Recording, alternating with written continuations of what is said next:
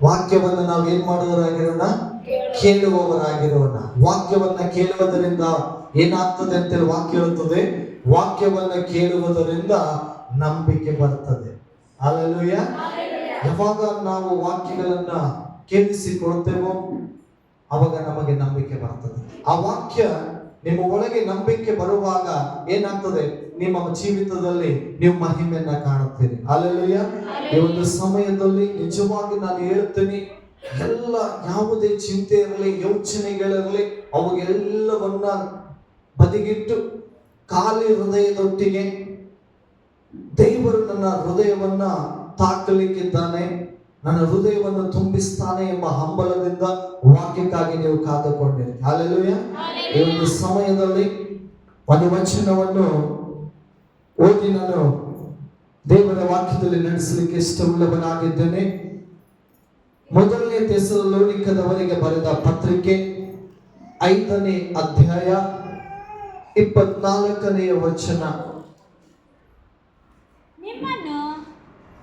ಗಮನವಿಟ್ಟು ಕೇಳ್ರಿ ಪ್ರತಿಯೊಬ್ಬರು. ಯಾರಾದ್ರೂ ಓದುವಾಗ ನಿಮಗೆ ಸಿಕ್ಕಿಲ್ಲ ಅಂದ್ರೂ ಪರವಾಗಿಲ್ಲ, ಅದನ್ನ ಕೇಳಿಸಿಕೊಡ್ರಿ.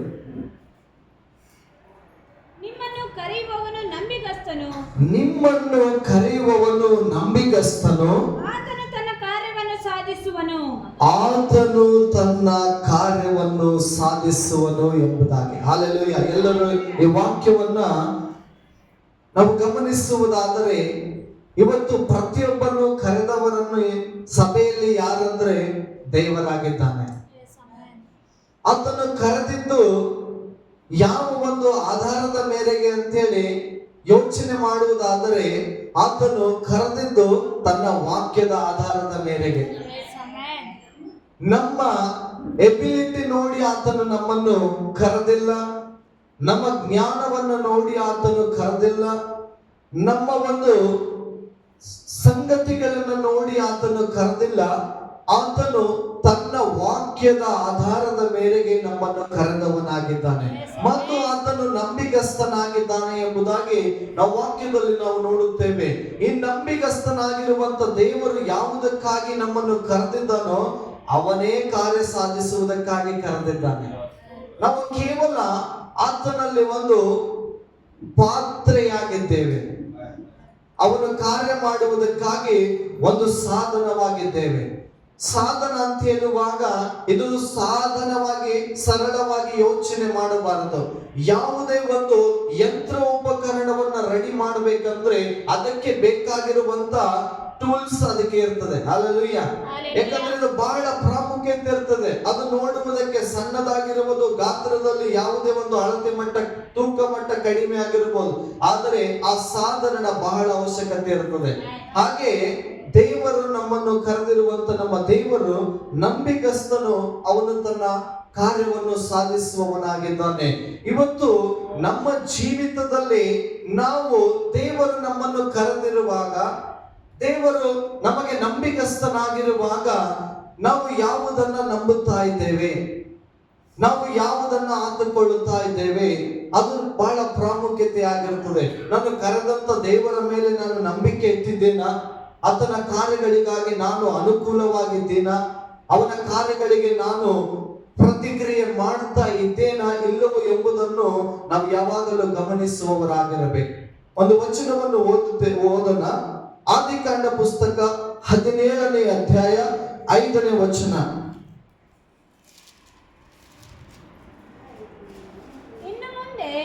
ಇನ್ನು ಮುಂದೆ ನಿನಗೆ ಅಬ್ರಾಮ್ ಎಂದು ಹೆಸರಿರುವುದಿಲ್ಲ, ನಿನಗೆ ಇನ್ನು ಮುಂದೆ ಅಬ್ರಾಮನು ಎಂದು ಹೆಸರಿರುವುದಿಲ್ಲ,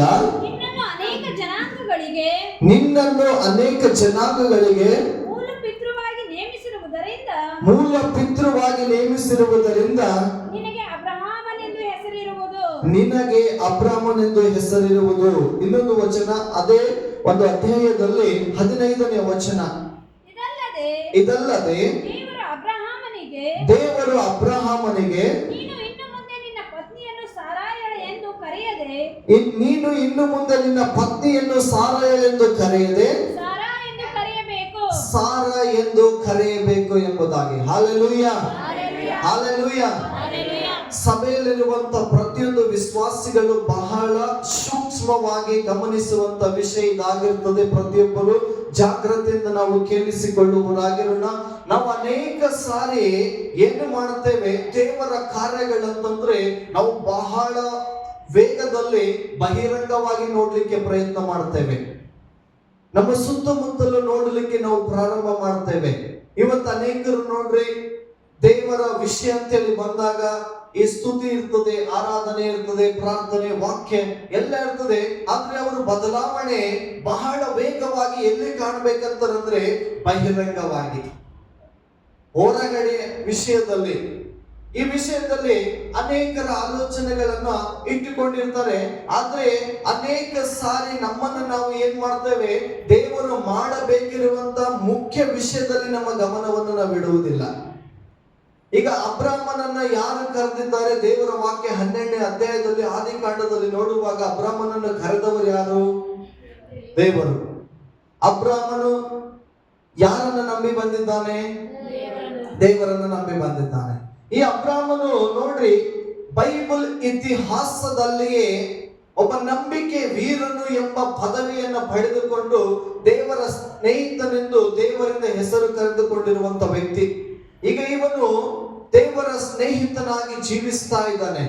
ಈ ಅಬ್ರಾಮನ ಒಂದು ಮೂಲ ನಾವು ನೋಡುವಾಗ ಒಬ್ಬ ಅನ್ಯನಾಗಿದ್ದಾನೆ. ಆದ್ರೆ ಯಾವಾಗ ದೇವರ ಒಂದು ವಾಕ್ಯವನ್ನ ಕೇಳಿಸಿಕೊಂಡು, ದೇವರ ವಾಕ್ಯವನ್ನು ಕೇಳಿಕೊಂಡಾಗ ಅವನು ದೇವರನ್ನ ಹಿಂಬಾಲಿಸುವವನಾಗಿದ್ದನು, ದೇವರ ಪ್ರತಿಯೊಂದು ಕಾರ್ಯಗಳನ್ನ ಮಾಡುವವನಾಗಿದ್ದನು.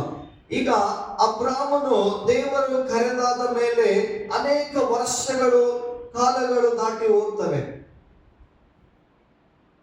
ಅನೇಕ ಸಮಯಗಳು ದೇವರ ಜೊತೆಯಲ್ಲಿ ಕಳೀತಾನೆ. ಆದ್ರೆ ಒಂದು ಸಮಯ ಬಂದಾಗ ಅಬ್ರಾಮನಿಗೂ ಕೂಡ ಏನಾಗ್ತದಂದ್ರೆ ಅವನ ಮನಸ್ಸಿನಲ್ಲಿ ಕೆಲವು ಯೋಚನೆಗಳಿಗೆ ಬರ್ತವೆ. ಅದನ್ನ ಓದಿಸ್ತೇನೆ ನಿಮಗೆ. ರೋಮಾಪುರದವರಿಗೆ ಬರೆದ ಪತ್ರಿಕೆ 18ನೇ ಅಧ್ಯಾಯದಿಂದ ಓದ್ರಿ. ಇದನ್ನ ಓದಿ ನಾನು ವಿಶ್ಲೇಷಣೆ ಕೊಡುತ್ತೇನೆ.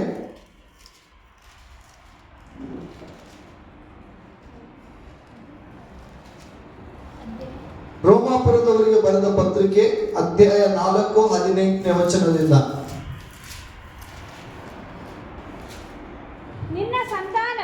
ನಿನ್ನ ಸಂತಾನವು ನಕ್ಷತ್ರಗಳಷ್ಟಾಗುವುದು ಎಂಬುದಾಗಿ ನನಗೆ ಹೇಳಲ್ಪಟ್ಟ ಮಾತು ನೆರವೇರುವುದಕ್ಕೆ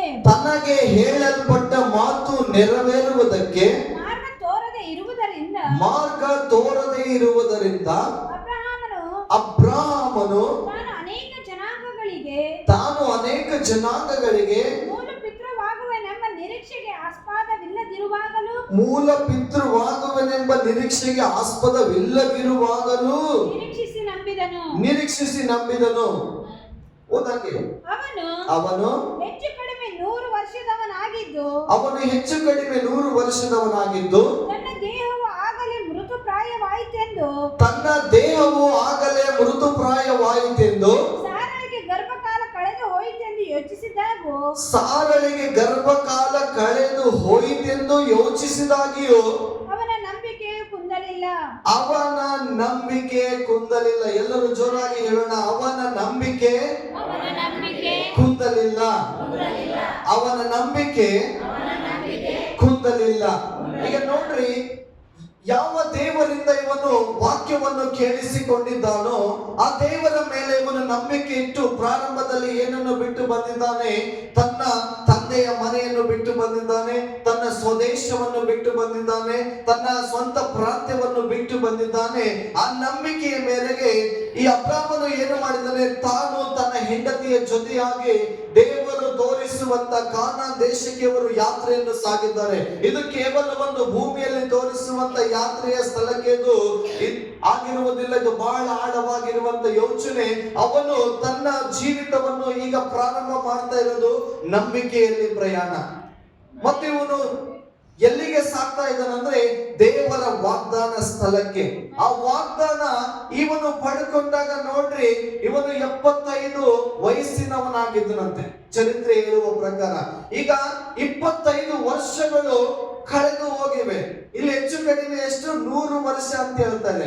ಈ 100 ವರ್ಷ ಈಗ ಅಬ್ರಹಾಮನು ಯಾವಾಗೆಲ್ಲ ದೇವರನ್ನು ನಂಬಿ ಬಂದಿದನೋ ಅವನು ದೇವರನ್ನು ಆರಾಧಿಸುವನ್ನ ಕ್ರಮವನ್ನು ಕಲಿತುಕೊಂಡನು, ದೇವರನ್ನು ಪ್ರಾರ್ಥಿಸುವಂತದನ್ನ ಕಲಿತುಕೊಂಡ್ರು.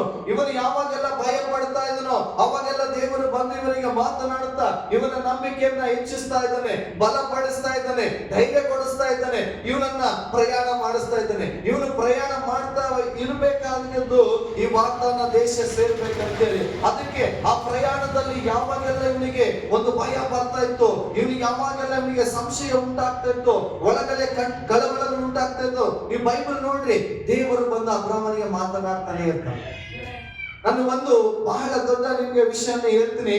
ನಿಮಗೆ ಯಾವಾಗಲೂ ಒಂದು ರೀತಿಯಲ್ಲಿ ನಿಮಗೆ ಕಳವಳ, ದಿಗ್ಭ್ರಮೆಗಳು, ಭಯ, ಈ ವಿಷಯಗಳು ಆವರಿಸಿಕೊಳ್ಳುವಾಗ ನೀನು ಈ ವಾಕ್ಯವನ್ನ ಓದು, ಈ ವಾಕ್ಯವನ್ನ ನೀನು ತೆಗಿಬೇಕು, ಈ ವಾಕ್ಯವನ್ನ ನೀನು ಓದಬೇಕು. ಅವಾಗ ನೋಡಿ ಅಬ್ರಹಾಮನಿಗೆ ಏನಾಗ್ತಾ ಇತ್ತು, ಆ ನಂಬಿಕೆಯನ್ನ ದೇವರು ಬಲಪಡಿಸ್ತಾ ಇದ್ದ. ಯಾಕಂದ್ರೆ ದೇವರು ಕಾರ್ಯ ಮಾಡಬೇಕಂದ್ರೆ ದೇವರಿಗೆ ಬೇಕಾಗಿರುವುದು ನಂಬಿಕೆ ಮಾತ್ರನೇ. ಅದಕ್ಕೆ ಅಬ್ರಹಾಮನು ಏನೆಲ್ಲ ಬಿಟ್ಟು ಬಂದಿದ್ದಾನೋ ದೇವರಿಗೆ ಪ್ರಾಮುಖ್ಯತೆ ಇಲ್ಲ, ಆದ್ರೆ ಇವನು ಯಾವುದನ್ನು ನಂಬಿಕೆಯಿಂದ ಬಂದಿದ್ದಾನೋ ಅದನ್ನ ದೇವರು ಕೊಂಡಿ ಹೋಗ್ಲಿಕ್ಕೆ ಬಿಡಲಿಲ್ಲ. ಈ ಅಬ್ರಹಾಮನು ಕೂಡ 100 ವಯಸ್ಸಿನಲ್ಲಿ ಬಂದಾಗ ಇವನಿಗೆ ಏನಾಗ್ತಾ ಇದೆ, ಪ್ರಾರ್ಥನೆ ಮಾಡಿದಂತ ವ್ಯಕ್ತಿ, ದೇವರಿಗೆ ಆರಾಧನೆ ಮಾಡಿದಂತ ವ್ಯಕ್ತಿ, ದೇವರನ್ನು ಹಿಂಬಾಲಿಸಿ ಬಂದಂತ ವ್ಯಕ್ತಿ, ಈಗ ಇವನ ಒಂದು ಮನಸ್ಸಿನಲ್ಲಿ ಯಾವ ಆಲೋಚನೆಗಳು ಬರ್ತಾ ಇದೆ ಅಂದ್ರೆ, ಈಗ ಇವನ ಶರೀರದಲ್ಲಿ ದೃಶ್ಯ ಹೋಗ್ತಾ ಇದೆ. 100 ವರ್ಷ ಹತ್ತಿರವಾಗಿರುವಂತ ಅಬ್ರಹಾಮನ ಒಂದು ಮನಸ್ಸಿನ ಆಲೋಚನೆ ಏನಾಗ್ತಾ ಇದೆ, ಪರಿಸ್ಥಿತಿ ಪ್ರಭಾವ ಬೀರ್ಲಿಕ್ಕಿರುವಂತ ಸಮಯದಲ್ಲಿ ಅವನೇನ್ ಮಾಡ್ತಾ ಇದ್ದಾನೆ, ನೋಡ್ತಾ ಇದ್ದಾನೆ, ಅವನ ಶರೀರದ ಬಗ್ಗೆ ನೋಡ್ಕೊಂಡಾಗ ಏನಾಗ್ತಾ ಇದ್ದಾನೆ, ಅವನ ಶರೀರ ಮೃತಪ್ರಾಯಕ್ಕೆ ಹೋಗ್ತಾ ಇದೆ. ಸಾರಳನ್ನು ನೋಡಿದ್ರೆ ಅವನೇನ ಯೋಚನೆ ಇದೆ ಅಲ್ಲಿ, ಆಗಲೇ ಗರ್ಭಕಾಲ ನಿಂತು ಹೋಗಿದೆ. ಆದ್ರೆ ಈ ಯೋಚನೆಗಳು ಆ ಅಬ್ರಹಾಮನ ಹೃದಯದಲ್ಲಿರುವಂತ ನಂಬಿಕೆಯನ್ನ ಕುಂದಿಸ್ಲಿಕ್ಕೆ ಆಗಲಿಲ್ಲ.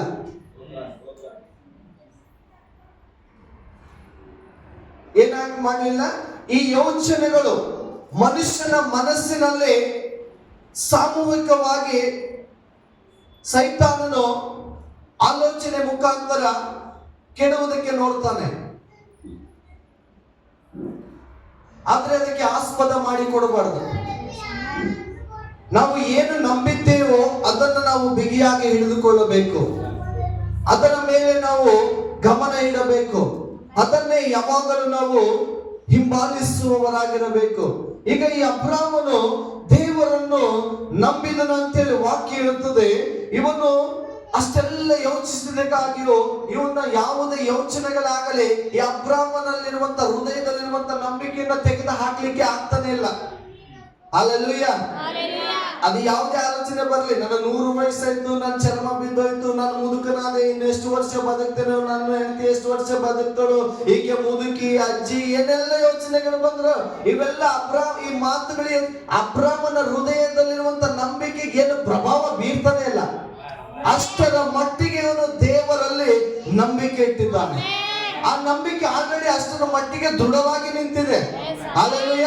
ನಂಬಿಕೆ ಹುಟ್ಟಿಸಿದಂತ ನಂಬಿಕೆ ಆಲ್ರೆಡಿ ಈಗ ದೃಢವಾಗಿ ನಿಂತಿದೆ. ಆ ನಂಬಿಕೆಗೆ ಯಾವ ಯೋಚನೆಗಳು ಕುಂದಿಸ್ಲಿಕ್ಕೆ ಆಗ್ತಾ ಇಲ್ಲ. ಆ ನಂಬಿಕೆಗೆ ಯಾವುದೇ ಮಾತುಗಳು ಅಲ್ಲಿ ಪ್ರಭಾವ ಬೀರ್ಲಿಕ್ಕೆ ಆಗ್ತಾ ಇಲ್ಲ. ಆದ್ರೆ ಅಬ್ರಹಾಮನ್ ಏನ್ ಮಾಡಿದನಂತೆ, ಅವನ ನಂಬಿಕೆ ಕುಂದಿ ಹೋಗಲಿಲ್ಲ. ಅಲ್ಲಿ ಮುಂದೆ ವಾಕ್ಯ ಇರ್ತದೆ, ದೇವರು ಮಾಡಿದ ವಾಗ್ದಾನದ ವಿಷಯದಲ್ಲಿ ಅವನು ಅಪನಂಬಿಕೆಯಿಂದ ಚಂಚಲ ಚಿತ್ತನಾಗಲಿಲ್ಲ. ಹಲ್ಲೆಲೂಯಾ. ಈಗ ಅವನು ಯಾವ ವಾಗ್ದಾನವನ್ನು ನಂಬಿ ಪ್ರಾರಂಭದಲ್ಲಿ ತನ್ನ ಪ್ರಯಾಣವನ್ನು ಬೆಳೆಸಿದನೋ ಅದೇ ವಾಗ್ದಾನವನ್ನ ಈಗ ಮತ್ತೆ 100 ವಯಸ್ಸಾದಾಗಲೂ ಕೂಡ ಆ ನಂಬಿಕೆ ವಿಷಯದಲ್ಲಿ ಬಂದಾಗ ನನ್ನ ದೇವರು ನನ್ನನ್ನು ಕರೆದಿದ್ದಾನೆ, ನನ್ನ ಕುಟುಂಬವನ್ನು ನನ್ನ ದೇವರು ಕರೆದಿದ್ದಾನೆ, ನನಗೆ ವಾಗ್ದಾನ ಮಾಡಿದ್ದು ನನ್ನ ದೇವರು. ಹಲ್ಲೆಲೂಯಾ. ಅದನ್ನ ಅವನೇನ್ ಮಾಡ್ತಾ ಇದ್ದಾನೆ, ವಾಗ್ದಾನವನ್ನ ಮತ್ತೆ ನೆನಪು ನೆನಪಿಸ್ಕೊಳ್ತಾ ಇದ್ದಾನೆ, ವಾಗ್ದಾನವನ್ನ ನೆನಪಿಸ್ಕೊಳ್ತಾ ಇದ್ದಾನೆ. ಅವನಿಗೆ ಯಾವಾಗ ಈ ಒಂದು ವಿಚಾರ ಬಂದು ಅವನು ವಾಗ್ದಾನದ ಕಡೆಗೆ ದೃಷ್ಟಿ ಇಡ್ತಾ ಇದ್ದಾನೆ. ಅದಕ್ಕೆ ನಾವು ಯಾವಾಗಲೂ ಏನ್ ಮಾಡ್ಬೇಕು? ದೇವರನ್ನ ದೃಷ್ಟಿಸಬೇಕು, ದೇವರ ವಾಕ್ಯಗಳನ್ನ ದೃಷ್ಟಿಸಬೇಕು.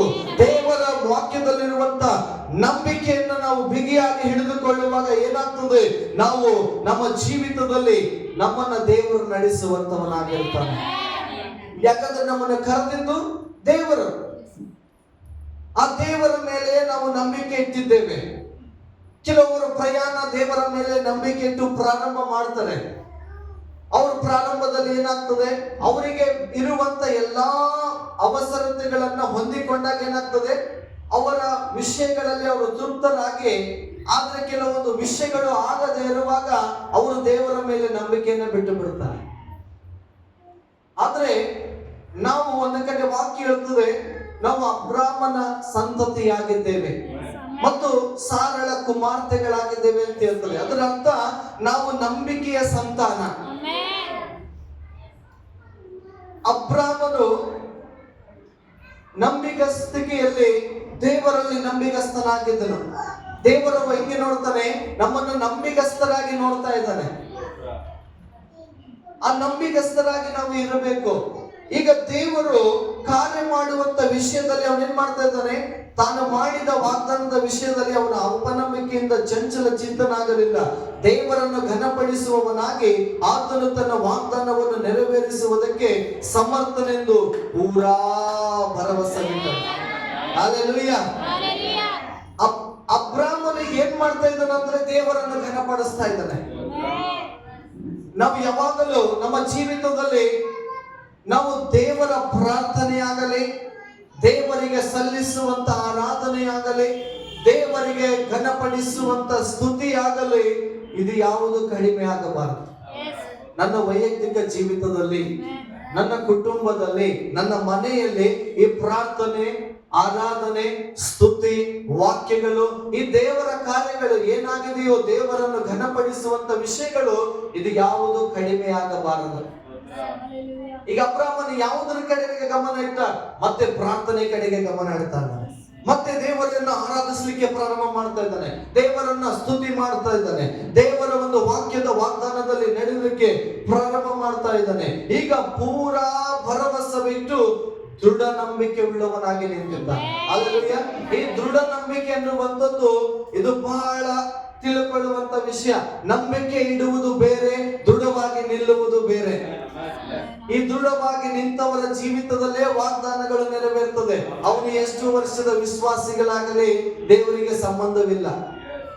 ಈ ದೃಢವಾಗಿ ಯಾರು ನಿಲ್ತಾರೆ ನೋಡ್ರಿ, ದೇವರು ಒಬ್ಬನೇ, ಆತನೇ ನನ್ನನ್ನು ಕರೆದಿದ್ದಾನೆ, ಅವನೇ ಕಾರ್ಯ ಸಾಧಿಸ್ತಾನಂತೇಳಿ ಆತನ ಒಬ್ಬನನ್ನೇ ಇವರು ನಂಬಿಕೆ ಇಡುತ್ತಾರೆ ನೋಡ್ರಿ. ಅವ್ರು ಯಾರೇ ಆಗಲಿ ಅವರ ಜೀವಿತದಲ್ಲಿ ದೇವರ ಕಾರ್ಯ ಮಾಡ್ತಾನೆ.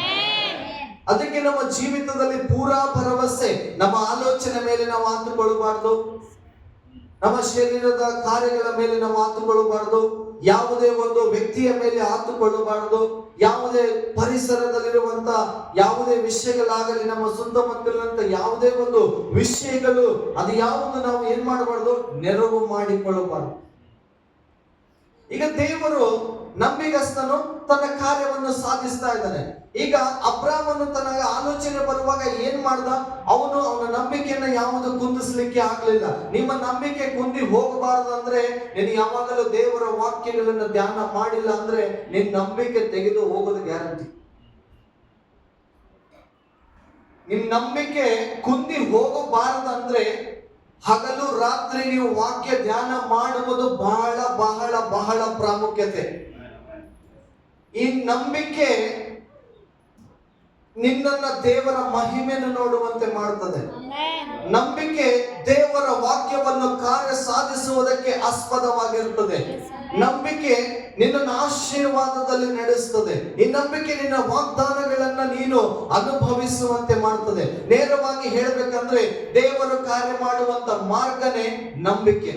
ಆ ನಂಬಿಕೆನೇ ಇಲ್ಲ ಅಂದ್ರೆ ದೇವರು ನಿನ್ನಲ್ಲಿ ಯಾಕೆ ಕಾರ್ಯ ಮಾಡ್ತಾನೆ? ಅವ್ನು ನೋಡುವಂತದ್ದೇ ನಂಬಿಕೆ. ಈಗ ಅಬ್ರಾಮನಲ್ಲಿ ದೇವರು ನೋಡ್ತಾ ಇದ್ದಾನೆ, ನಂಬಿಕೆ ನೋಡ್ತಾ ಇದ್ದಾನೆ. ಈಗ ಅನೇಕ ಸಾರಿ ನಾವು ನಂಬಿಕೆ ಇಟ್ಟಿದ್ದೇವೆ, ನಾವು ಪ್ರಾರ್ಥನೆ ಮಾಡ್ತಾ ಇದ್ದೇವೆ, ನಾವು ದೇವರನ್ನ ಆರಾಧಿಸ್ತಾ ಇದ್ದೇವೆ, ದೇವರನ್ನ ಸ್ತುತಿ ಮಾಡ್ತಾ ಇದ್ದೇವೆ, ಅನೇಕ ಸಮಯಗಳು ಹೋಗ್ತಾ ಇದೆ. ಆದ್ರೆ ದೇವರಲ್ಲಿ ನಾವು ಏನ್ ಮಾಡಬಾರ್ದು? ಚಂಚಲ ಚಿತ್ತರಾಗಬಾರ್ದು. ನಮ್ಮನ್ನು ಯಾಕೆ ಕರೆದಿದ್ದಾನೋ ಆ ವಿಷಯದಲ್ಲಿ ನಾವು ಎಷ್ಟು ಮಾತ್ರಕ್ಕೂ ಚಂಚಲ ಚಿತ್ತರಾಗಬಾರದು. ಅದು ನನ್ನ ವಿಷಯದಲ್ಲಾಗಿರ್ಬೋದು, ನಮ್ಮ ಕುಟುಂಬದ ವಿಷಯದಲ್ಲಾಗಿರ್ಬೋದು, ನಮ್ಮ ಮಕ್ಕಳ ವಿಷಯದಲ್ಲಿ ಆಗಿರಬಹುದು, ದೇವರು ನಮ್ಮನ್ನು ಕರೆದಿರುವಂತ ದರ್ಶನದ ವಿಷಯದಲ್ಲಾಗಿರ್ಬೋದು, ನಮಗೆ ಆಗುವಂತ ಒಂದು ಕಾರ್ಯಗಳ ಶುಭಗಳ ವಿಷಯದಲ್ಲಿ ಆಗಿರ್ಬೋದು, ಅದು ಯಾವುದೇ ಆಗಿರಲಿ, ದೇವರ ವಿಷಯದಲ್ಲಿ ಮಾತ್ರ ಚಂಚಲ ಚಿತ್ತರಾಗಬಾರದು. ಈಗ ಅಬ್ರಾಮನನ್ನ ದೇವರು ವಾಗ್ದಾನ ಮಾಡಿ ಕರೆದಿ ಈಗ ನೆರವೇರುವಂತ ಸಮಯಗಳು ಹತ್ತಿರವಾದಾಗ ದೇವರು ಏನ್ ಮಾಡ್ತಾ ಇದ್ದಾನೆ? ಈಗ ದೇವರು ಅಬ್ರಾಮನ ಒಂದು ಸಾರಳ ಒಂದು ಜೀವಿತದ ಒಳಗಡೆ ಕಾರ್ಯ ಮಾಡ್ಲಿಕ್ಕೆ ಪ್ರಾರಂಭ ಮಾಡ್ತಾನೆ. ಹಲ್ಲೆಲೂಯಾ. ಈಗ ದೇವರು ಅವನನ್ನ ನಂಬಿಕೆಯನ್ನು ನೋಡ್ತಾ ಇದ್ದಾನೆ, ನಂಬಿಕೆಯಲ್ಲಿದ್ದಾನೆ, ಪ್ರಾರ್ಥನೆ ಮಾಡ್ತಾ ಇದ್ದಾನೆ, ದೇವರನ್ನ ಹಗಲು ರಾತ್ರಿ ಆರಾಧಿಸ್ತಾ ಇದ್ದಾನೆ, ಯಜ್ಞವೇದಿಗಳನ್ನ ಕಟ್ಟಿ ಸಮರ್ಪಣೆ ಮಾಡಿ ಕೊಡ್ತಾ ಇದ್ದಾನೆ, ಪ್ರಯಾಣ ಸಾಗಿಸ್ತಾ ಇದ್ದಾನೆ. ಆದ್ರೆ ದೇವರೀಗ ಚೇಂಜಸ್ ಮಾಡ್ತಾ ಇರೋದು ಅಬ್ರಾಮನ ಹೊರಗಡೆ ಅಲ್ಲ, ಈಗ ಅಬ್ರಾಮನ ಒಳಗಡೆ ಮಾಡ್ಲಿಕ್ಕೆ ಪ್ರಾರಂಭ ಮಾಡಿದ್ದಾನೆ. ಈಗ ಈ 17ನೇ ವಚನ ಬಂದಾಗ 17ನೇ ಅಧ್ಯಾಯ 5ನೇ ವಚನದಲ್ಲಿ ದೇವರು ಏನ್ ಮಾಡ್ತಾ ಇದ್ದಾನೆ? ಈಗ ಅಬ್ರಾಮನ ಒಂದು ಜೀವಿತದಲ್ಲಿ ಅವನಲ್ಲಿ ಕರೆಕ್ಷನ್ ಮಾಡ್ಲಿಕ್ಕೆ ಪ್ರಾರಂಭ ಮಾಡ್ತಾ ಇದ್ದಾನೆ. ಈಗ ನಿನ್ನ ಹೆಸರು ಅಬ್ರಾಮ್ ಇರುವುದಿಲ್ಲ, ಈಗ ನಿನ್ನ ಹೆಸರೇನು? ಅಬ್ರಹಾಮ. ಅನೇಕರು ಪ್ರಾರ್ಥನೆ ಮಾಡ್ತಾರೆ, ವಾಕ್ಯ ಓದ್ತಾರೆ, ಆರಾಧನೆ ಮಾಡ್ತಾರೆ, ಆದ್ರೆ ಬಾಯಿ ಮಾತುಗಳು ನಂಬಿಕೆಯಿಂದ ಬರೋದಿಲ್ಲ, ನಂಬಿಕೆಯ ಮಾತುಗಳು ಆಡುವುದಿಲ್ಲ, ವಾಕ್ಯಗಳನ್ನು ಮಾತನಾಡುವುದಿಲ್ಲ. ಯಾಕಂದ್ರೆ ನಾವು ಏನು ನಂಬುತ್ತೇವೋ ಅದೇ ಮಾತನಾಡುವವರಾಗಿದ್ದೇವೆ. ನಾವು ವಾಕ್ಯವನ್ನು ನಂಬುವುದಾದರೆ ನಾವು ವಾಕ್ಯಗಳನ್ನು ಮಾತನಾಡ್ತೇವೆ.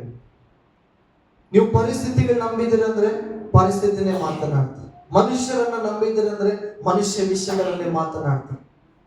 ಈಗ ಅಬ್ರಾಮನು ಏನ್ ಮಾಡ್ತಾ ಇದ್ದಾನಂದ್ರೆ ಅವನ ಒಂದು ಅರಿಕೆಯನ್ನ ಬದಲಾವಣೆ ಮಾಡ್ತಾ ಇದ್ದಾನೆ. ಈಗ ಅಬ್ರಾಮ್ ಪದದ ಅರ್ಥ ಏನು ನಿಮಗೆ ಗೊತ್ತಾ? ಏನು ಅಬ್ರಾಮ್ ಅಂದ್ರೆ ಏನು? ಅಬ್ರಾಮ್ ಪದದ ಅರ್ಥ ಏನು?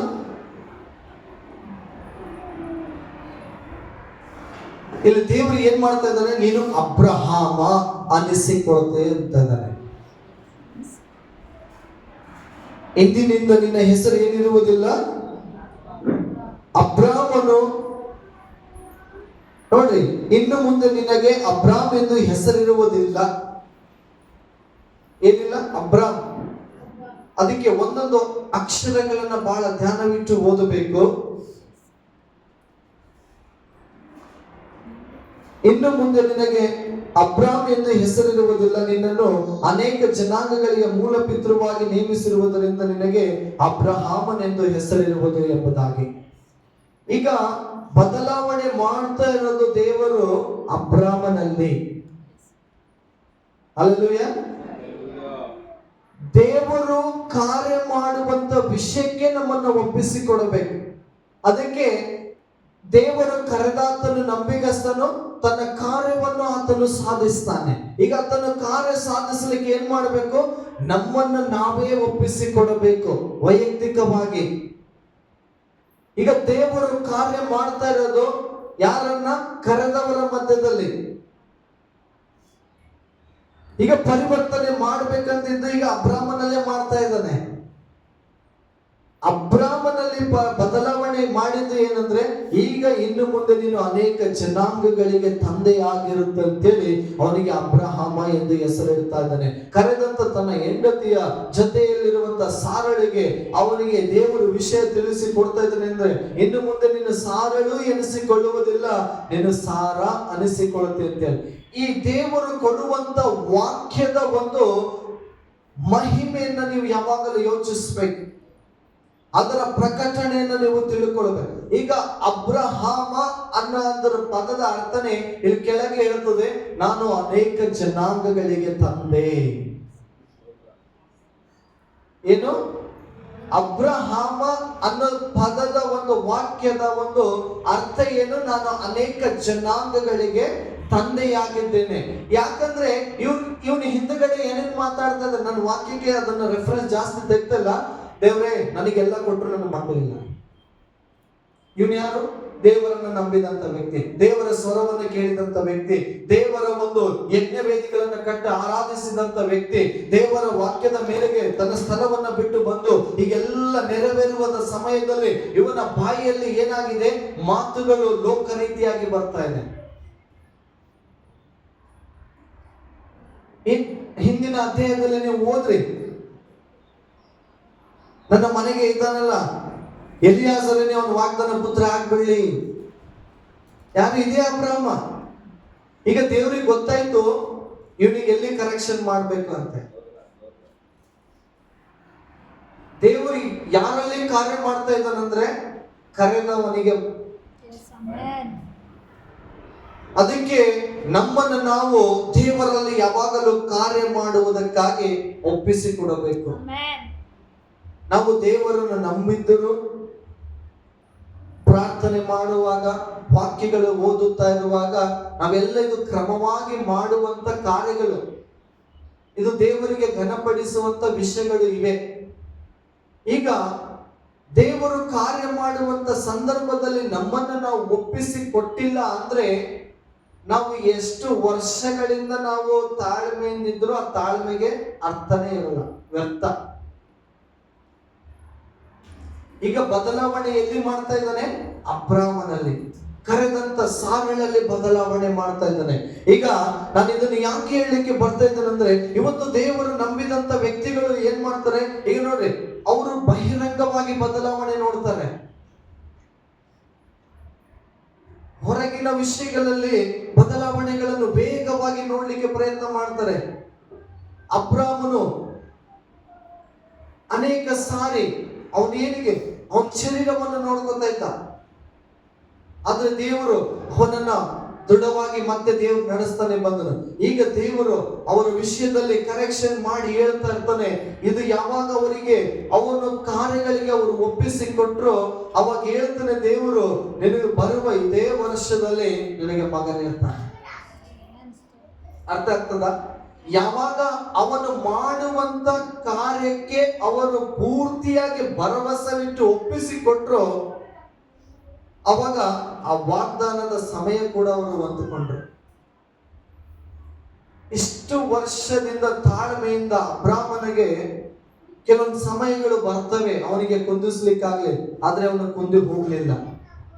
ಮತ್ತೆ ದೇವರಲ್ಲಿ ನಂಬಿಕೆ ಇಟ್ಟು ದೃಢ ನಿಶ್ಚಯವನಾಗಿ ನಿಂತುಕೊಳ್ತಾನೆ. ಇವತ್ತು ದೇವರ ಮಕ್ಕಳು, ದೇವರು ನಂಬಿರುವಂತ ನೀವು ಯಾವಾಗಲೂ ನಿಮ್ಮ ಜೀವಿತದಲ್ಲಿ ನಿಮ್ಮನ್ನು ನೀವು ದೇವರಿಗೆ ಒಪ್ಪಿಸಿಕೊಡಬೇಕು. ನೀನು ನಂಬಿದಿ ಅಂದ್ರೆ ನಿನ್ನನ್ನೇ ನೀನು ಒಪ್ಪಿಸಿಕೊಡಬೇಕು. ನಿನ್ನ ಜೀವಿತದಲ್ಲಿ ದೇವರು ಕಾರ್ಯ ಮಾಡುವುದಕ್ಕೆ ನೀವು ಅವಕಾಶ ಕೊಡಬೇಕು. ನಿಮ್ಮ ಕುಟುಂಬದಲ್ಲಿ ದೇವರು ಬದಲಾವಣೆ ತರುವುದಕ್ಕೆ ನಿಮ್ಮನ್ನು ನೀವೇ ಸಮರ್ಪಣೆ ಮಾಡಿಕೊಳ್ಳಬೇಕು. ಈಗ ಅಬ್ರಾಮನಲ್ಲಿ ದೇವರು ಕಾರ್ಯ ಮಾಡುವಂತ ವಿಷಯ ಜನಾಂಗಗಳನ್ನುಂಟು ಮಾಡುವುದಕ್ಕಾಗಿ. ಅಂದ್ರೆ ಅದರ ಕರೆ ಸಣ್ಣದಲ್ಲ. ಅವನು ಕರೆದಿರುವಂತ ಉದ್ದೇಶ, ಅವನಿಗೆ ಕರೆದಿರುವಂತ ವಿಷಯ ಯಾವುದು ಸಣ್ಣದಲ್ಲ, ಬಹಳ ದೊಡ್ಡ ವಿಷಯ ಇದು. ಸಂಗತಿಗಳನ್ನು ದೇವರು ನೆರವೇರಿಸಲಿಕ್ಕಿರುತ್ತಾನೆ. ಆದ್ರೆ ಅನೇಕ ಸಾರಿ ನಮ್ಮನ್ನು ನಾವು ಕಾರ್ಯ ಮಾಡುವುದಕ್ಕಾಗಿ, ನಮ್ಮ ಒಂದು ದೇವರು ನಮ್ಮಲ್ಲಿ ಕಾರ್ಯ ಸಾಧಿಸುವುದಕ್ಕಾಗಿ ನಮ್ಮನ್ನು ಒಪ್ಪಿಸಿ ಕೊಡಬೇಕು ಎಂಬುದು ದೇವರು ಇದನ್ನು ನೋಡ್ತಾ ಇರ್ತಾನೆ. ದೇವರು ಈ ಅಬ್ರಾಮನು ಈಗ ಇಷ್ಟು ವರ್ಷಗಳ ಕಾಲ ಯಾವ ಹೆಸರಿನಿಂದ ಗುರುತಿಸ್ತಾ ಇದ್ದಾನೆ ಅಂದ್ರೆ ಅಬ್ರಾಮ್. ಅನೇಕ ಸಾರಿ ಈಗ ನಾನು ತಾಳ್ಮೆಯಿಂದ ಇದ್ದೇನೆ ಅಂದ್ರೆ ನಮಗೆ ಒಂದು ದೃಢ ನಿಶ್ಚಯ ಇರಬೇಕು. ಒಂದು ಕಡೆ ದೇವರನ್ನ ಕರೆದಿದ್ದಾನಂತೇಳಿ, ಓಕೆನಾ? ಆದ್ರೆ ಇನ್ನೊಂದು ಕಡೆ ಈಗ ದೇವರು ಕಾರ್ಯ ಮಾಡುವಾಗ ಅದಕ್ಕೂ ಒಪ್ಪಿಸಿಕೊಡಬೇಕು. ನಾನು ತಾಳ್ಮೆಯಿಂದ ಇದ್ದೇನೆ, ಅಂತಿದ್ದು ನಾನು ದೇವರ ಕಾರ್ಯಗಳಿಗೆ ಒಪ್ಪಿಸಿ ಕೊಡಲಿಲ್ಲ ಅಂದ್ರೆ ನನ್ನ ತಾಳ್ಮೆಗೆ ಅದು ಅರ್ಥನೇ ಇರಲ್ಲ. ಈಗ ಅಬ್ರಾಮನ್ ಏನ್ ಮಾಡ್ದ?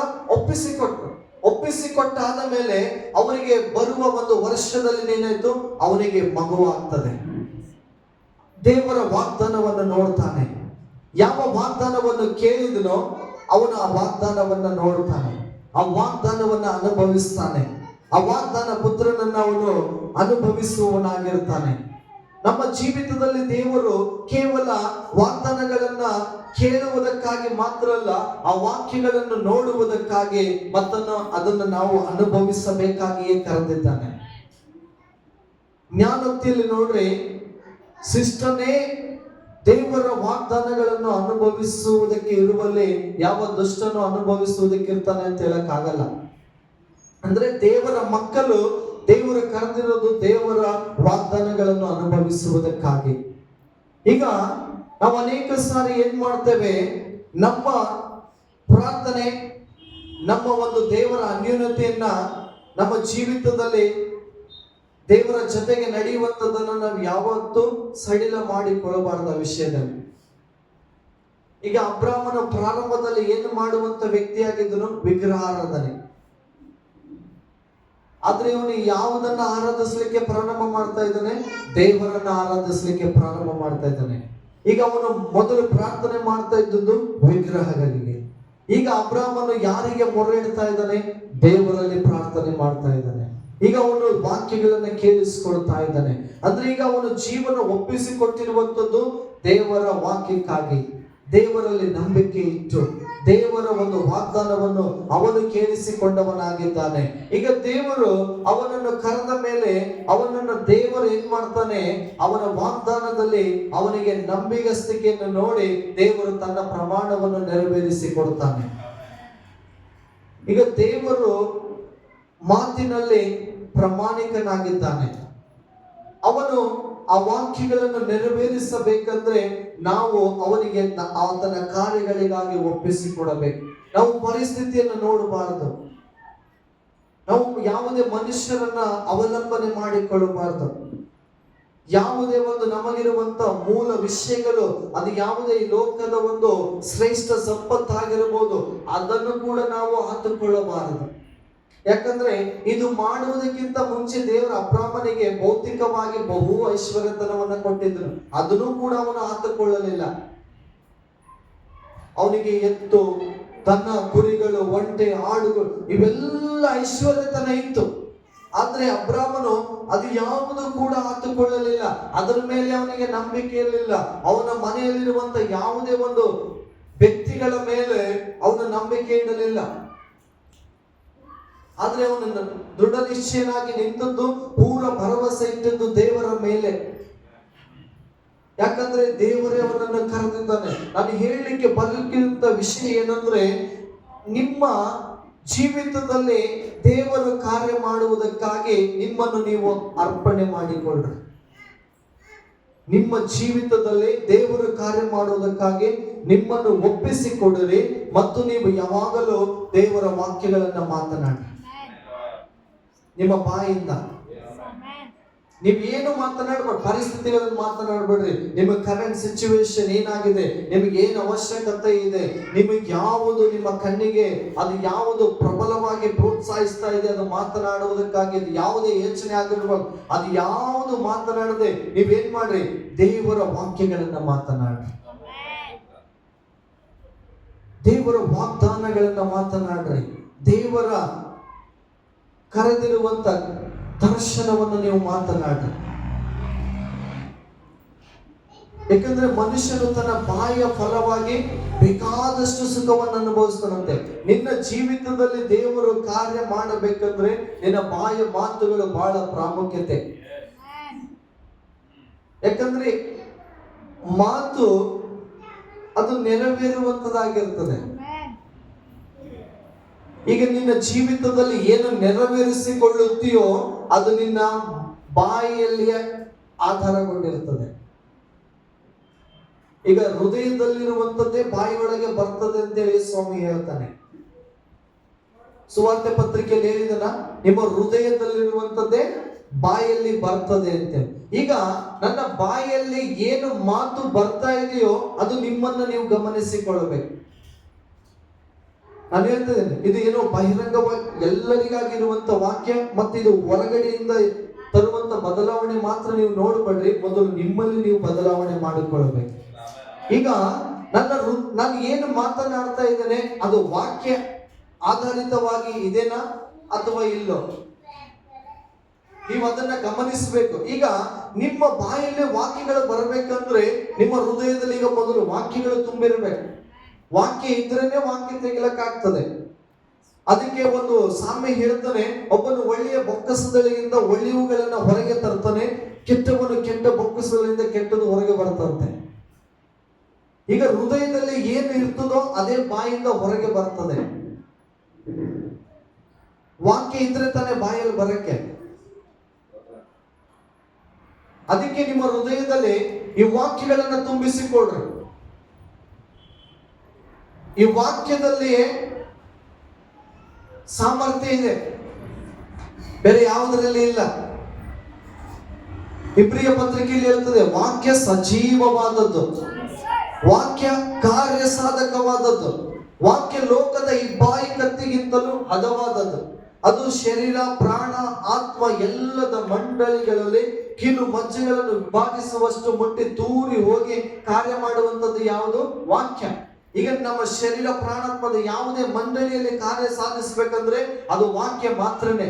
ಈಗ ವಾಕ್ಯ ನಿಮ್ಮ ಒಳಗೆ ಇರುವಾಗ ನಿಮಗೆ ಏನಾಗ್ತದೆ? ನೀವು ಬಾಯಲ್ಲಿ ಅರಿಕೆ ಮಾಡುತ್ತೆ. ಆ ಅರಿಕೆ ಮಾಡುವಾಗ ಏನಾಗ್ತದೆ? ಅದು ನಿಮ್ಮ ಜೀವಿತದಲ್ಲಿ ನಿಮ್ಮನ್ನ ಅದು ಕಾರ್ಯ ಸಾಧಿಸ್ತಾ ಇರ್ತದೆ. ನೀವು ಮಾತನಾಡುವುದಂಥದ್ದು ನಮ್ಮ ಜವಾಬ್ದಾರಿ. ಚೆನ್ನಾಗಿರ್ತದೆ. ವಾಕ್ಯ ಮಾತನಾಡುವಂಥದ್ದು ಅದು ನನ್ನ ಜವಾಬ್ದಾರಿ ಆಗಿರ್ತದೆ. ಕಾರ್ಯ ಮಾಡುವಂಥದ್ದು ಅದು ದೇವರ ಜವಾಬ್ದಾರಿ. ಅದಕ್ಕೆ ನಮ್ಮನ್ನು ಕರೆದಿರೋದು ಯಾರು? ದೇವರು. ಆತನು ನಂಬಿಗಸ್ತನು. ವಾಕ್ಯ ಮಾತ್ರನೇ ಕಾರ್ಯ ಸಾಧಕವಾದದ್ದು, ಶಾಶ್ವತವಾಗಿರುವಂಥದ್ದು. ನೀವೇನ್ ಮಾಡ್ಬೇಕು? ಹಗಲು ರಾತ್ರಿ ದೇವರ ವಾಕ್ಯಗಳನ್ನ ಧ್ಯಾನ ಮಾಡಿರುವುದು ಬಹಳ ಪ್ರಾಮುಖ್ಯತೆ ಆಗಿರ್ತದೆ. ನಿಮ್ಮ ಸಮಯಗಳನ್ನ ನೀವು ವ್ಯರ್ಥ ಮಾಡಿಕೊಳ್ಬೇಕು ನಿಮ್ಮ ಜೀವಿತದಲ್ಲಿ. ಯಾಕಂದ್ರೆ ದೇವರು ನೋಡ್ರಿ, 75 ವರ್ಷ ಆದ ಮೇಲೆ ಕರೆದವನಿಗೆ 24 ವರ್ಷಗಳು ಕಳೆದು ಹೋದಂತ ಸಂಗತಿಗಳನ್ನ ಆತನು ಒಂದೇ ವರ್ಷದಲ್ಲಿ ಮಾಡಲಿಕ್ಕೂ ಆತನಿಗೆ ಸಾಮರ್ಥ್ಯ ಇದೆ.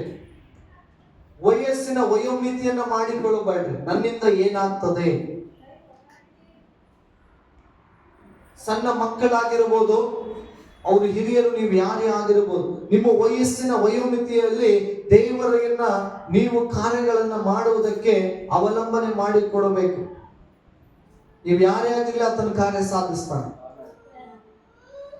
ಈ ಮಾತಿಗೆ ಸಾರಡ್ ನಗ್ತಾಳೆ, ದೇವರದನ್ನು ಗಮನಿಸ್ತಾನೆ. ಅದಕ್ಕೆ ದೇವರನ್ನು ಮಾತು ಹೇಳ್ತಾನೆ, ಯೆಹೋವನಿಗೆ ಅಸಾಧ್ಯವಾದದ್ದು ಒಂದು ಉಂಟು ಅಂತ. ದೇವರಿಗೆ ಅಸಾಧ್ಯವಾದದ್ದು ಯಾವುದೂ ಇಲ್ಲ. ಆತನ ಕಾರ್ಯ ಸಾಧಿಸ್ತಾನೆ. ಆತನ ಕಾರ್ಯ ಸಾಧಿಸುವುದಕ್ಕೆ ನಮ್ಮನ್ನು ಒಪ್ಪಿಸಿಕೊಡಬೇಕು. ಈಗ ನಿಮ್ಮ ಜೀವಿತದಲ್ಲಿ ನೀವು ಏನಾಗಬೇಕೋ ಅದು ದೇವರಿಗೆ ಗೊತ್ತು. ದೇವರು ಕಾರ್ಯ ಮಾಡಬೇಕಂದ್ರೆ ನಮಗೆ ನಂಬಿಕೆ ಇರಬೇಕು. ಆ ನಂಬಿಕೆಯ ಮಾರ್ಗದಲ್ಲಿಯೇ ನಾವು ನಡೆಯುವವರಾಗಿರಬೇಕು. ನಾವು ಯಾವುದನ್ನು ಕೂಡ ಆಧಾರ ಮಾಡಿಕೊಂಡು ಜೀವಿಸುವವರಲ್ಲ. ಬರ್ತವೆ, ಪರಿಸ್ಥಿತಿಗೆ ಅನುಗುಣವಾಗಿ ಹೋರಾಟಗಳು ಬರ್ತವೆ. ಮನುಷ್ಯನ ಜೀವಿತದಲ್ಲಿ ಶ್ರಮೆಗಳು ಬರ್ತವೆ, ನಿಂದೆಗಳು ಬರ್ತವೆ, ಅವಮಾನಗಳು ಬರ್ತವೆ. ಇನ್ನೊಂದು ಆಳವಾಗಿ ನಾನು ಹೇಳ್ತೀನಿ, ಕ್ರಿಸ್ತಿಯ ಜೀವಿತದಲ್ಲಿ ಇವು ಬಹಳ ಸಹಜ. ನನಗೆ ಇವೆಲ್ಲ ಬಹಳ ಇಷ್ಟ ಆಗಿದ್ದು ವಾಕ್ಯ ಓದಿ ತಿಳ್ಕೊಂಡ ಮೇಲೆ. ಯಾಕಂದ್ರೆ ವಾಕ್ಯದಲ್ಲಿ ಇದೆ ಅಂತೇಳಿ ಯೇಸುಸ್ವಾಮಿ ಗುರುತಿಸ್ತಿದ್ದಾನೆ. ಶಿಷ್ಯರಿಗೆ ಇವೆಲ್ಲ ಮೊದಲೇ ನಿಮಗೆ ಹೇಳ್ತಾ ಇದ್ದೀನಿ ಅಂತ. ಆಮೇಲೆ ನನಗೆ ಇದ್ರ ಬಗ್ಗೆ ಗಮನ ಹೋಗ್ಲಿಲ್ಲ. ಅದಕ್ಕೆ ನಿಂದೆ, ಅವಮಾನ ಇವೆಲ್ಲ ಏನಿದೆ ಅವೆಲ್ಲ ಯಾವುದೋ ನಮ್ಮನ್ನ ದೇವರ ಉದ್ದೇಶದಿಂದ ತಡೆ ಹಿಡಿಯಕ್ಕಾಗಲ್ಲ. ಯಾವುದೇ ನಮಗೆ ಬರುವಂತ ಯೋಚನೆಗಳು ಕೂಡ ನಾವು ಆಸ್ಪದ ಮಾಡಿಕೊಡಬಾರದು. ನೋಡ್ರಿ, ಈ ಅಬ್ರಾಹ್ಮನಿಗೆ ಒಂದು ಸಮಯ ಬರುವಾಗ ಯೋಚನೆ ಮಾಡ್ತಾ ಇದ್ದಾನೆ. ಆದ್ರೆ ಅವನಿಗೆ ಮತ್ತೆ ದೇವರಲ್ಲಿ ಪೂರ ಭರವಸೆ ಬಿಟ್ಟು ಬಿಡ್ತಾನೆ ದೇವರ ಕಾರ್ಯಕ್ಕಾಗಿ. ಅಲ್ಲಿ ವಿಶೇಷತೆ ಏನಂದ್ರೆ ಅವನಿಗೆ ಬರುವಂತ ಯಾವುದೇ ಆಲೋಚನೆ ಕೂಡ ಅವನಲ್ಲಿರುವಂತ ನಂಬಿಕೆಯನ್ನ ಸುಮ್ಮನೆ ಪ್ರೆಸ್ ಮಾಡಕ್ ಆಗ್ತಿಲ್ಲ. ಅರ್ಥ ಆಗ್ತದ ನಿಮ್ಗೆ? ಕುಂದಿಸದಂದ್ರೆ ಏನು? ಈ ಪದ ಯಾವಾಗಾದ್ರೂ ಅದರ ಬಿಡಿಸಿ ನೀವು ಅದನ್ನ ತಿಳ್ಕೊಂಡಿದ್ರೆ ಅದ್ರ ವಿವರಣೆ ಅಂತೇಳಿ ಬಲಹೀನಗೊಳಿಸೋದು, ಸರಳವಾಗಿ ಹೇಳ್ಬೇಕಂದ್ರೆ ಅಂದ್ರೆ ಅಬ್ರಾಮನ ಹೃದಯದಲ್ಲಿರುವಂತ ನಂಬಿಕೆನೇ ಈಗ ಅವನ ಮನಸ್ಸಿನಲ್ಲಿ ಬರುವಂತ ಯೋಚನೆಗಳು ಕೂಡ ಅವನ ನಂಬಿಕೆಯನ್ನು ಬಲಹೀನಗೊಳಿಸ್ಲಿಕ್ಕೆ ಆಗ್ತಾ ಇಲ್ಲ. ಅವನು ಅಷ್ಟು ದೇವರ ನಂಬಿಕೆಯಲ್ಲೇ ದೃಢ ನಿಶ್ಚಯನಾಗಿದ್ದಾನೆ. ದೇವರು ನನ್ನನ್ನು ಕರೆದಿದ್ದಾನೆ, ದೇವರು ನನಗೆ ವಾಗ್ದಾನ ಮಾಡಿದ್ದಾನೆ, ದೇವರು ನಂಬಿಗಸ್ತನು, ದೇವರು ತನ್ನ ಕಾರ್ಯವನ್ನು ಸಾಧಿಸ್ತಾನೆ. ಈಗ ಅವನ ನಂಬಿಕೆ ಬರೀ ದೇವರಾಗಿದ್ದಾನೆ. ನಮ್ಮ ನಂಬಿಕೆ ಯಾವಾಗಲೂ ದೇವರಾಗಿರಬೇಕು, ವಾಕ್ಯದ ಮೇಲೆ ನಮ್ಮ ನಂಬಿಕೆ ಇರಬೇಕು. ಈಗ ನಿಮ್ಮ ನಂಬಿಕೆ ದೃಢವಾಗಿ ಇರಬೇಕಂದ್ರೆ ಆ ನಂಬಿಕೆಯನ್ನು ನೀವು ದೃಢಪಡಿಸಿಕೊಳ್ಳಬೇಕಾಗ್ತದೆ. ಯಾಕಂದ್ರೆ ಮೊದಲು ದೇವರ ಅಬ್ರಾಮನಲ್ಲಿ ನಂಬಿಕೆ ಹುಟ್ಟಿಸಿದನು. ಹುಟ್ಟಿದಂತ ನಂಬಿಕೆ ಹೆಂಗಿರ್ತದೆ? ಹುಟ್ಟಿದಂತ ಮಗುವಿನ ಅಳತೆ ಎಷ್ಟಿರ್ತದೆ? ಒಂದ್ ಬೆಳೆಯುವಂತ ಸಸಿ, ಅದು ಮಗುವಿನ ಜನ್ಮ ಆಗಿರೋದು ಅದು ಎಷ್ಟಿರ್ತದೆ ಅಳತೆ? ಸಣ್ಣ ಮಟ್ಟ. ಆದ್ರೆ ದೇವರು ಅವನಲ್ಲಿ ಏನ್ ಮಾಡ್ತಾ ಬಂದು ಆ ನಂಬಿಕೆಯನ್ನ ಹೆಚ್ಚಿಸುತ್ತಾ ಬಂದು ದೇವರು ಅವನಿಗೆ ವಾಕ್ಯಗಳನ್ನ ಮಾತನಾಡುತ್ತಾ ಅವನಿಗೆ ದರ್ಶನಗಳನ್ನು ಕೊಡುತ್ತಾ ಅವನ ನಂಬಿಕೆಯನ್ನ ದೇವರು ಆ ನಂಬಿಕೆಯನ್ನ ಹೆಚ್ಚಿಸಿದರು. ಮತ್ತೆ ಆ ನಂಬಿಕೆಯನ್ನ ದೃಢಪಡಿಸುತ್ತಾ ಬಂದರು. ಕೆಲವರು ನಂಬಿಕೆ ಇಟ್ಟಿದ ನಂತರ ಆದ್ರೆ ದೇವರ ಕಾರ್ಯಗಳಿಗೆ ಒಪ್ಪಿಸಿಕೊಡೋದಿಲ್ಲ. ಅದಕ್ಕೆ ಅವರು ದೇವರ ಯಾವುದೇ ಒಂದು ವಾಗ್ದಾನಗಳಾಗಲಿ, ದೇವರಿಂದ ಬರುವಂತ ಆಶೀರ್ವಾದಗಳಾಗಲಿ, ದೇವರ ಒಂದು ಸಾಮಾನ್ಯ ಕಾರ್ಯವಾಗಲಿ ಅವ್ರು ನೋಡಕ್ಕಾಗಲ್ಲ. ನಮ್ಮ ಜೀವಿತದಲ್ಲಿ ದೇವರು ಕಾರ್ಯ ಮಾಡಬೇಕು. ಹೆಚ್ಚಿನದಾಗಿ ಹೇಳ್ಬೇಕಂದ್ರೆ ದೇವರೇ ಕಾರ್ಯ ಮಾಡಬೇಕು. ದೇವರ ಕಾರ್ಯ ಮಾಡಬೇಕಂದ್ರೆ ಒಪ್ಪಿಸಿಕೊಡಬೇಕು. ಈ ಒಂದು ಎಕ್ಸಾಂಪಲ್, ಒಂದು ಬಿಲ್ಡಿಂಗ್ ಪ್ಲಾನ್ ಇದೆ ಅಂತ ತಿಳ್ಕೊಳ್ಳಿ. ಈಗ ಅದು ಕಾರ್ಯ ನೆರವೇರಬೇಕಂದ್ರೆ ಆ ವ್ಯಕ್ತಿ ಏನ್ ಮಾಡ್ತಾನೆ? ಇಂಜಿನಿಯರ್ ಕೈಯಲ್ಲಿ ಒಪ್ಪಿಸ್ಕೊಡ್ತಾನೆ. ನಿನ್ ಪ್ಲಾನ್ ಏನಾಗಿದೆ ಅದ್ರ ತಕ್ಕಂಗೆ ಮಾಡಿಕೊಡು ಅಂತೆ. ಈಗ ಅದು ತೆಗೆದುಕೊಂಡು ಕೊಟ್ಟಿರುವಂತ ಆ ವ್ಯಕ್ತಿ ಮನೆ ಯಜಮಾನನಾಗಿದ್ರು ಈಗ ಏನಾಗ್ತದೆ? ಆ ಇಂಜಿನಿಯರ್ ಪ್ಲಾನ್ ಅನ್ನ ಕೇಳ್ತಾನೆ, ಕೇಳಿ ಅವನು ಮಾಡಿ ಮುಗಿಸುವವರೆಗೂ ಸುಮ್ಮನೆ ಇರ್ತಾನೆ. ಯಾಕಂದ್ರೆ ಆಲ್ರೆಡಿ ಪ್ಲಾನ್ ಅವನ ಹತ್ರ ಇರ್ತದೆ. ಹಂಗೆ ನಮ್ಮ ಕುರಿತಾಗಿ ದೇವರಲ್ಲಿ ಯೋಚನೆ ಇದೆ, ದೇವರಿಗೆ ಯೋಚನೆಗಳಿದ್ದಾವೆ. ದೇವರು ನಮ್ಮನ್ನು ಕರೆದವನಾಗಿದ್ದಾನೆ. ಪಾಸ್ಟರ್ ಹೇಳಿರುವ ಪ್ರಕಾರ ಜಗದುತ್ಪತ್ತಿಗೆ ಮುಂಚೆಯೇ ನಮ್ಮನ್ನು ಕರೆದವನಾಗಿದ್ದಾನೆ. ಈಗ ಆತನ ಏನಾಗಿದ್ದಾನೆ? ನಂಬಿಗಸ್ತನು. ನೀನು ಅದ್ಭುತ ಆಗ್ಲಿಲ್ಲ ಅಂದ್ರೆ ದೇವ್ರ ಕಾರ್ಯ ಮಾಡ್ತಾ ಇಲ್ಲ ಅಂತಲ್ಲ, ನಿನ್ ಪ್ರಾರ್ಥನೆಗೆ ಉತ್ತರ ಬೇಗ ಸಿಗ್ತಾ ಇಲ್ಲ ಅಂತಂದ್ರೆ ದೇವ್ರ ಕಾರ್ಯ ಮಾಡ್ತಾ ಇಲ್ಲ ಅಂತಲ್ಲ. ನೀನ್ ಆರಾಧನೆ ಸಲ್ಲಿಸ್ತಾ ಇದ್ದಿ, ದೇವರಲ್ಲಿ ನೀನು ಸ್ತುತಿ ಮಾಡ್ತಾ ಇದ್ದಿ, ಭಾನುವಾರ ಬಂದು ಚರ್ಚಲ್ಲಿ ನೀನು ದೇವರಿಗೆ ಮಹಿಮೆ ಪಡಿಸ್ತಾ ಇದ್ರೆ ನನಗೆ ಪ್ರಾರ್ಥನೆಗೆ ಉತ್ತರನೇ ಸಿಗ್ತಾ ಇಲ್ಲ ಅಂತೇಳಿ ಅಂದ್ರೆ ದೇವ್ರ ಕಾರ್ಯ ಮಾಡ್ತಾ ಇಲ್ಲ ಅಂತ ಅರ್ಥ ಅಲ್ಲ.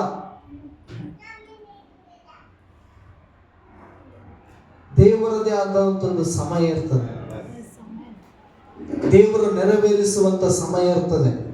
ಆದ್ರೆ ನಾವು ಏನ್ ಮಾಡ್ಬೇಕು? ನಮ್ಮ ಜೀವಿತದಲ್ಲಿ ನಮ್ಮ ಪ್ರಾರ್ಥನೆಯ ಜೀವಿತವನ್ನ ಕಟ್ಟಿಕೊಳ್ಳಬೇಕು. ಯಾವ ರೀತಿ ಮೊದಲು ಅಬ್ರಾಮನು ದೇವರನ್ನು ಘನಪಡಿಸುತ್ತಾ ಬಂದನೋ, ಅವನು ಯೋಚನೆ ಬಂದಾಗ ಮತ್ತೆ ಆ ಯೋಚನೆ ಯಾವುದನ್ನು ಕುಂದಿಸದೇ ಇರುವಾಗ ಮತ್ತೆ ಅವನು ದೇವರನ್ನ ಘನಪಡಿಸಲಿಕ್ಕೆ ಪ್ರಾರಂಭ ಮಾಡ್ತಾ ಇದ್ದಾನೆ. ನಿಮ್ಮನ್ನು ನೀವು ದೇವರಿಗೆ ಪ್ರೀತಿಯ ದೇವರ ಮಕ್ಕಳೇ, ನೀವು ಪ್ರಾರ್ಥನೆಯನ್ನ ಕಟ್ಟಿಕೊಳ್ಳಿ. ನಿಮ್ಮ ಜೀವಿತದಲ್ಲಿ ದೇವರಿಗೆ ಪ್ರತಿದಿನ ಸಮರ್ಪಣೆ ಮಾಡಿಕೊಳ್ಳ್ರಿ. ನಮ್ಮ ಸಭೆಯಲ್ಲಿ ನಾನು ಯಾವಾಗಲೂ ಹೇಳ್ತೀನಿ, ಸಂಡೇ ಜಸ್ಟ್ ಒನ್ ಡೇ. ಅದೇ ಕೆಲವೊಬ್ಬರಿಗೆ ಅದೇ ಭಕ್ತಿ. ನಾನು ಚರ್ಚಿಗೆ ಹೋಗಿದ್ರೆ ಮುಗೀತ್ರಿ, ನಾನು ಕಾಣಿಕೆ ಕೊಟ್ಟು ಬಂದರೆ ಮುಗೀತ್ರಿ, ಅಂತ್ಯ ಆಶೀರ್ವಾದ ತಗೊಂಡ್ರಿ ಮುಗೀತ್ರಿ. ಸಂಡೇನೇ ಎಲ್ಲ ಅನ್ಕೊಂಡ್ಬಿಟ್ರೆ ಎಲ್ಲ ದಿವಸ ದೇವರಿಗೆ ಸಮರ್ಪಣೆ, ಎಲ್ಲ ಸಮಯ ದೇವರಲ್ಲಿ ನಂಬಿಕೆ. ನಮ್ಮ ಜೀವಿತದಲ್ಲಿ ದೇವರಿಗೆ ನಾವು ಎಲ್ಲಾ ಸಮಯದಲ್ಲಿ ಅನುಕೂಲವಾಗಿರಬೇಕು. ದೇವರು ಕಾರ್ಯ ಮಾಡುವುದಕ್ಕಾಗಿ ನಾವು ಅವನಿಗೆ ಸಮರ್ಪಣೆ ಉಳ್ಳವರಾಗಿರಬೇಕು. ಅದಕ್ಕೆ ನಿಮ್ಮ ಜೀವಿತದಲ್ಲಿ ಪ್ರಾರ್ಥನೆಯನ್ನು ಕಟ್ಟಿಕೊಳ್ಳಿ. ದೇವರಿಗೆ ಘನಪಡಿಸುವಂತ ವಿಷಯಗಳನ್ನ ತಾತ್ಸಾರ ಮಾಡಬೇಡ್ರಿ.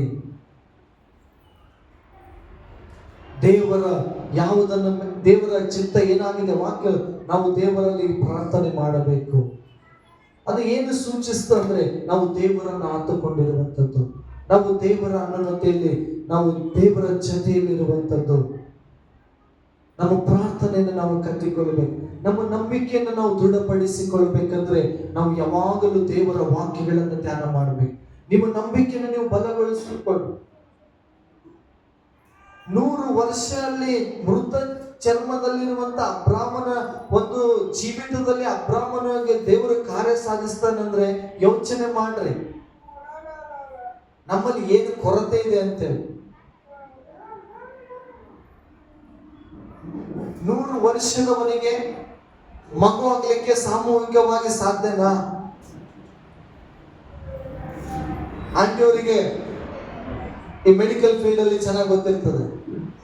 ಈಗ ಸಾಲನ್ನು ನೋಡಿದ್ರೆ ಹಣ್ಣು ಹರಿದಿರುವಂತ ಮುದುಕಿಯನ್ನು ಈಗ ನಾವು ಸಾಮಾನ್ಯ ಜ್ಞಾನದಿಂದ ನೋಡಿದ್ರೆ ಅವ್ರಿಗೆ ಮಕ್ಕಳಾಗ್ಲಿಕ್ಕೆ ಸಾಧ್ಯನಾ? ಇಲ್ಲನೇ ಇಲ್ಲ.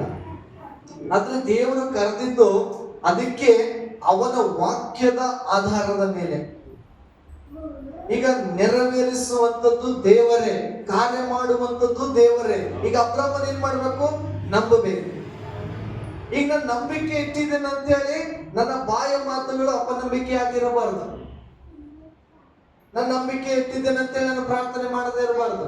ನಾನು ನಂಬಿಕೆ ಇಟ್ಟಿದ್ದೇನೆ ನಾನು ವಾಕ್ಯ ಓದದೇ ಇರಬಾರ್ದು. ನಂಬಿಕೆ ಕ್ರಿಯೆಯಲ್ಲಿ ಬರಬೇಕು. ಇವಾಗ ಕ್ರಿಯೆಗಳಿಲ್ಲದ ನಂಬಿಕೆಯನ್ನು ಸತ್ತತೆ.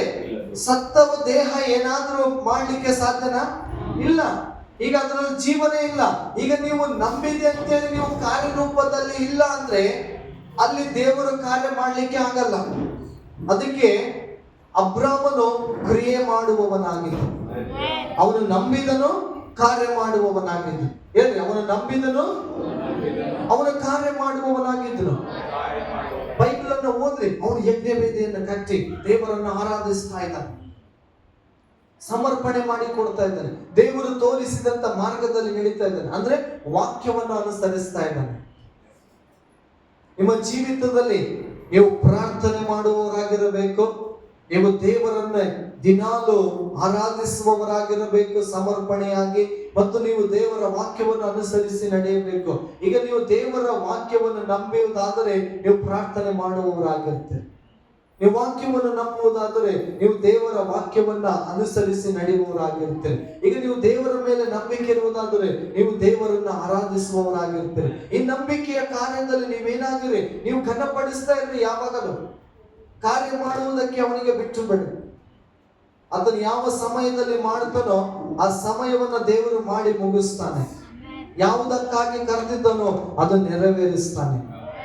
ನಮ್ಮ ಜೀವಿತದಲ್ಲಿ ಮೊದಲು ಪ್ರಾಮುಖ್ಯತೆಯಾಗಿ ನಮ್ಮ ಬಾಯ ಮಾತುಗಳು ವಾಕ್ಯಗಳಾಗಿರಬೇಕು. ನಮ್ಮಲ್ಲಿ ಕಾರ್ಯ ಸಾಧಿಸಬೇಕಂದ್ರೆ ಆ ವಾಕ್ಯ ಮೊದಲು ನನ್ನಲ್ಲಿ ಕಾರ್ಯ ಸಾಧಿಸಬೇಕು. ದೇವರು ನಿಮ್ಮ ಪ್ರತಿಯೊಬ್ಬರಲ್ಲಿ ಕಾರ್ಯ ಮಾಡಬೇಕಂದ್ರೆ ನೀವು ವಾಕ್ಯಗಳನ್ನ ಮಾತನಾಡಬೇಕು. ಆರಾಮಿಲ್ಲ ಅಂದ್ರೆ ಸೇವಕರ ಹತ್ರ ಪ್ರಾರ್ಥನೆ ಮಾಡ್ಕೊಡ್ರಿ, ದೇವರಿಗೆ ಸ್ತೋತ್ರ. ದೇವರು ಕಾರ್ಯ ಮಾಡಬೇಕಂದ್ರೆ ದೇವರು ನಂಬ್ರಿ, ದೇವರ ವಾಕ್ಯಗಳನ್ನ ಆರೈಕೆ ಮಾಡ್ರಿ, ದೇವರ ವಾಕ್ಯಗಳನ್ನ ಅನುಸರಿಸ್ರಿ.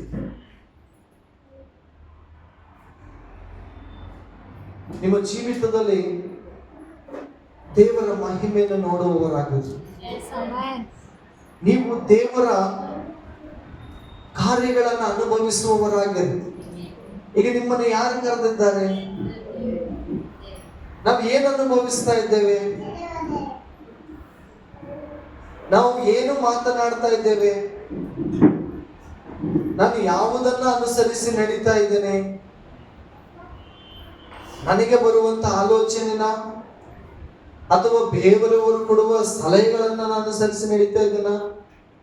ಅಥವಾ ನನ್ನ ಮಾರ್ಗದಲ್ಲಿ ನಾನು ನಡೀತಾ ಇದ್ದೇನಾ? ಇದೆಲ್ಲವನ್ನು ನೀವು ಪರಿಶೀಲಿಸಿಕೊಳ್ಳಿ. ನೀವು ಪರಿಸ್ಥಿತಿ ಮಾತನಾಡಿದ್ರಂದ್ರೆ ಅಲ್ಲಿ ದೇವರಿಗೆ ನೀವು ಘನಪಡಿಸ್ಲಿಕ್ಕಾಗಲ್ಲ. ನೀವು ದೇವರನ್ನ ಘನಪಡಿಸ್ಬೇಕಂದ್ರೆ ದೇವರ ವಾಕ್ಯ ಹೇಳಿದ ಪ್ರಕಾರನೇ ನೀವು ಮಾಡಬೇಕು. ಅದೇ ದೇವರನ್ನು ಘನಪಡಿಸುವುದಂತ ಹೇಳ್ತದೆ. ಅದಕ್ಕೆ ನಿಮ್ಮ ಜೀವಿತದಲ್ಲಿ ನೀವು ದೇವರ ವಾಕ್ಯಗಳನ್ನ ನೀವು ಓದಿ ಅದನ್ನು ಧ್ಯಾನ ಮಾಡಿ. ಪ್ರತಿ ಒಬ್ಬರು ವೈಯಕ್ತಿಕವಾಗಿ, ಅಬ್ರಾಮನು ವೈಯಕ್ತಿಕವಾಗಿ ದೇವರಲ್ಲಿ ಪ್ರಾರ್ಥನೆ ಮಾಡುವವನಾಗಿದ್ದಾನೆ.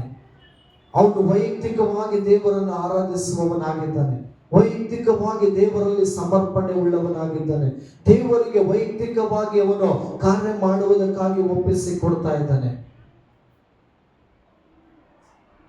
ಅಬ್ರಾಮನು ಇಷ್ಟೆಲ್ಲ ಮಾಡಿದ ಮೇಲೆ ನೋಡ್ರಿ, ಅದರ ಕೆಳಗಿನ ವಚನ ಹೇಳ್ತದೆ, ಆದದರಿಂದ ಅಬ್ರಾಮನ ನಂಬಿಕೆಯು ಆದದರಿಂದ, ಏನಾದದರಿಂದ? ಇಷ್ಟೆಲ್ಲ ಆದದರಿಂದ. ಮೇಲಿನ ವಚನಗಳಲ್ಲಿ ಏನೆಲ್ಲ ಆಯ್ತೋ ಅದೆಲ್ಲ ಆದರೂ ದೇವರಲ್ಲಿ ನಂಬಿಕೆ ಇಟ್ಟನೆಲ್ಲ ಕ್ರಿಯೆ ರೂಪವಾಗಿ ಆದದರಿಂದ ಅವನ ನಂಬಿಕೆ ನೀತಿವಂತನೆಂದು ಎಣಿಸಲ್ಪಟ್ಟಿತು.